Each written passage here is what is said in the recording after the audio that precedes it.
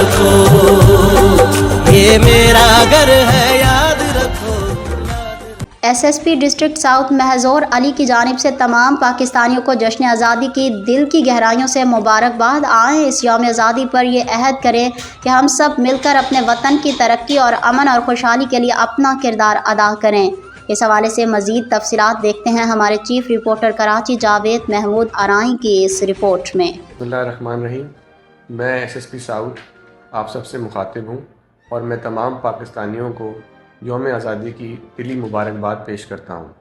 ये दिन हमारे लिए फ़ख्र, कुर्बानी और पाकिस्तान से मोहब्बत का दिन है।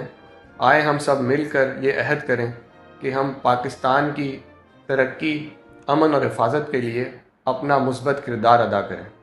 डिस्ट्रिक्ट साउथ पुलिस हर लम्हा आवाम के साथ और आवाम की हिफाजत के लिए तैयार है।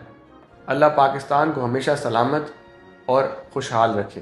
पाकिस्तान जिंदाबाद।